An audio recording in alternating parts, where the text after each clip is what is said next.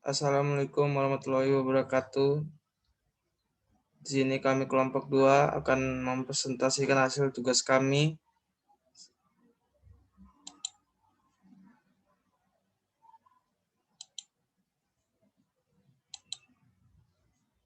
Sebelum kami akan hasil presentasi kami akan memperkenalkan diri dulu.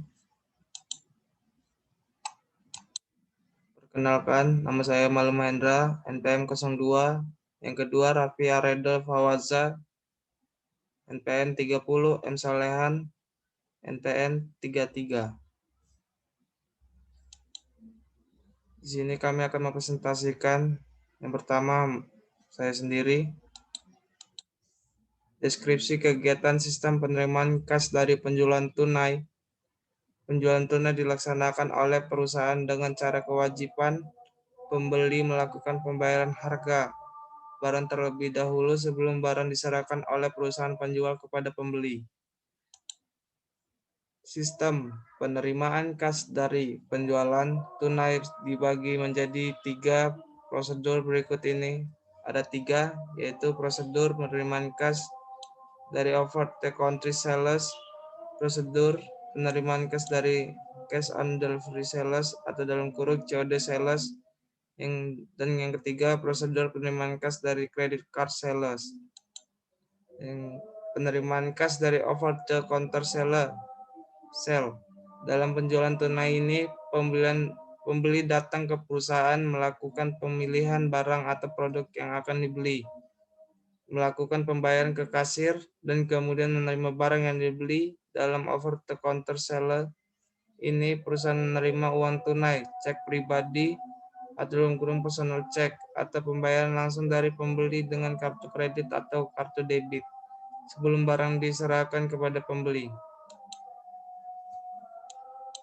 Penerimaan kas dari cost sales, cash on delivery sales atau dalam kurung COD sales adalah transaksi penjualan yang melibatkan kantor pos, perusahaan angkutan umum, atau angkutan sendiri dalam penyerahan dan penerimaan kas dari hasil penjualan. COD sales merupakan sarana memperluas daerah pemasaran. Prosedur penerimaan kas dari credit card sales. Dalam over the country sales, pembeli datang ke perusahaan melakukan pemilihan barang atau produk yang akan dibeli, melakukan pembayaran ke kasir dengan menggunakan kartu kredit. Dalam penjualan tunai yang melibatkan cost sales, pembeli tidak perlu datang ke perusahaan penjual.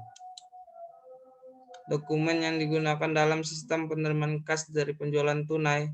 1. Faktur penjualan tunai. 2. Pita register kas. Yang ketiga, kredit yang sales slip. Yang keempat, bill of lading. 5. Faktur penjualan COD. Yang keenam, bukti setor bank. 7. Rekapitulasi beban pokok penjualan. Catatan akuntansi yang digunakan sistem penerimaan kas dari penjualan tunai. 1. Jurnal penjualan. 2. Jurnal penerimaan kas. 3. Jurnal umum. 4. Kartu persediaan. 5. Kartu gudang. Deskripsi kegiatan sistem penerimaan kas dari penjualan tunai. Penjualan tunai dilaksanakan oleh perusahaan dengan cara mewajibkan pembeli melakukan pembayaran harga barang tersebut terlebih dahulu sebelum barang diserahkan oleh perusahaan penjual kepada pembeli.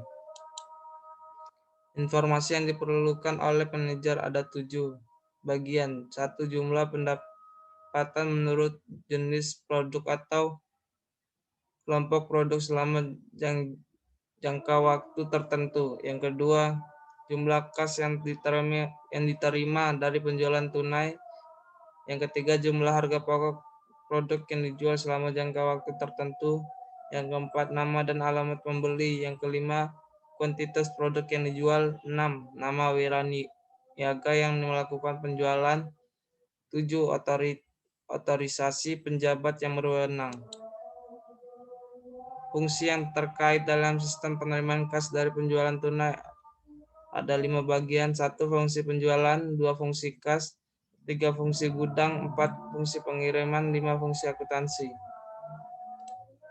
Bagian alir dokumen berbagai sistem penerimaan kas.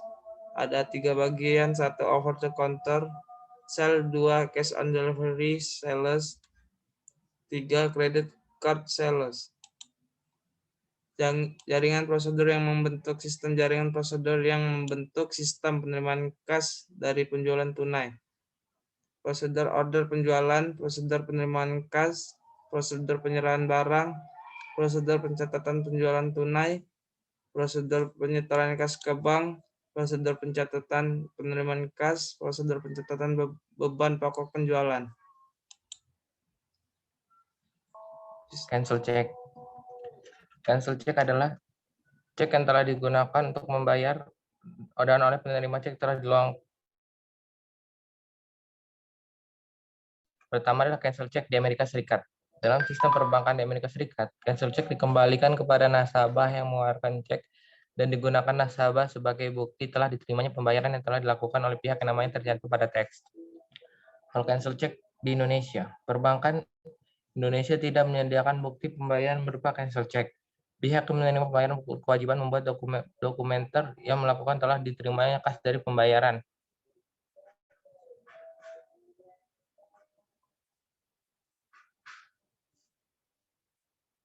Fungsi yang terkait dalam sistem penerimaan kas dari piutang. Fungsi sekretariat, fungsi penagihan, fungsi kas, fungsi akuntansi, dan fungsi pemeriksaan intern. Dokumen yang digunakan dalam sistem penerimaan kas dari piutang.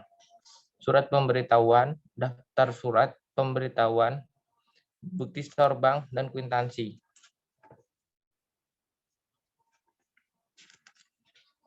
Prosedur penagihan kas dari piutang melalui penagih perusahaan dilaksanakan dengan 1. Bagian piutang memberikan daftar piutang yang sudah saatnya ditagih kepada fungsi penagihan.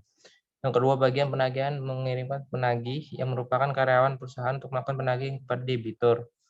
Yang ketiga, bagian penagihan menerima cek atas nama dan surat pemberitahuan remittance and advice dari debitur. Yang keempat adalah bagian penagihan menyerahkan cek kepada fungsi kasir atau fungsi kasa. Kelima, pemberitahuan kepada fungsi piutang untuk kepentingan posting ke dalam kartu piutang. Keenam adalah bagian kasa, mengirim kwitansi sebagai tanda penerimaan kas kepada debitur. Yang ketujuh adalah bagian kasa menyetorkan cek ke bank. Setelah cek tersebut dilakukan endorsement oleh pejabat yang berwenang. Yang kedelapan adalah bank perusahaan melakukan clearing atas cek tersebut ke bank debitur.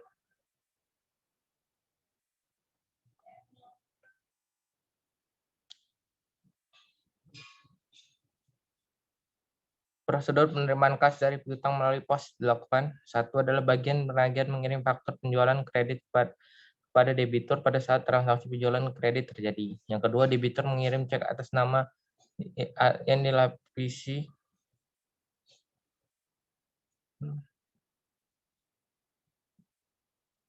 prosedur penerimaan kas dari piutang melalui logbook collection dilaksanakan dengan 1. Bagian penagihan mengirim faktur penjualan kredit kepada debitur pada saat transaksi penjualan kredit terjadi. Kedua, debitur melakukan pembayaran utangnya pada saat faktur jatuh tempo dengan mengirimkan cek dan surat pemberitahuan ke PO Box di kota terdekat. Yang ketiga, bank membuka PO Box dan mengumpulkan cek dan surat pemberitahuan yang diterima oleh perusahaan. Yang keempat, bank membuat daftar surat pemberitahuan dokumen yang dilampiri dengan surat pemberitahuan dikirimkan oleh bank ke bagian sekretariat. Yang kelima, bank mengurus cek clearing. Keenam, bagian sekretariat menyerahkan surat pemberitahuan kepada bagian piutang untuk mengkredit rekening pembantu piutang debitur yang bersangkutan. Yang ketujuh, bagian sekretariat menyerahkan daftar surat pemberitahuan ke bagian kasa. Yang kedelapan, bagian kasa menyerahkan daftar surat pemberitahuan ke bagian jurnal untuk dicatat dalam jurnal penerimaan kas. Berikut adalah gambar flowchart sistem penerimaan kas dari over the counter sale. Kalau yang ini adalah sistem penerimaan kas dari COD sale. Kalau yang ini flowchart sistem penerimaan kas dari credit card sale. Terus penerimaan kas pada CV DNK Koop Utama. Penjualan tunai secara langsung. Penerimaan kas diperoleh perusahaan dari adanya transaksi pembayaran kas secara langsung dari pelanggan akibat dari adanya penjualan barang. Yang B adalah penjualan melalui fasilitas pembiayaan, yaitu penjualan yang sifatnya juga tunai, tapi penerimaan kasnya bukan dari pelanggan, namun berasal dari fasilitas pembiayaan. Perusahaan akan menerima kas dari fasilitas pembiayaan bertempo 1 hari setelah purchase atau PO kredit diberikan oleh perusahaan ke pihak fasilitas pembiayaan atau setelah konsumen dapat diverifikasi oleh pihak fasilitas pembiayaan tentang pengambilan barang. Yang C adalah penerimaan dari jasa servis hardware atau software selain pembelian. Dan dari perusahaan pelayanan servis pada perusahaan CV dan Kakao Utama ada 2 macam, yaitu A. Servis yang muncul akibat penjualan yang terjadi pada perusahaan. B adalah servis yang muncul dari pelanggan yang tidak berasal dari hasil penjualan di perusahaan.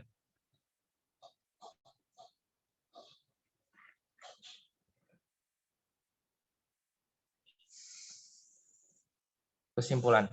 Pada prosedur penerimaan kas pada CV dan Kakao Utama dalam penjualan melalui fasilitas pembiayaan, tidak ada catatan khusus untuk fasilitas pembiayaan.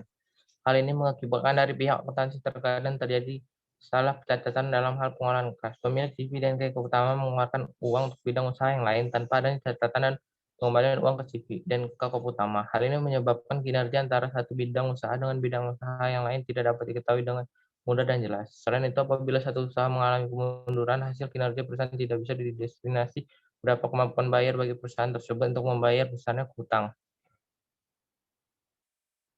Oke, sekian presentasi dari kelompok kami, kelompok 1, sistem akuntansi. Saya Raffi Arif Fawaza. Mohon maaf apabila terjadi kekurangan.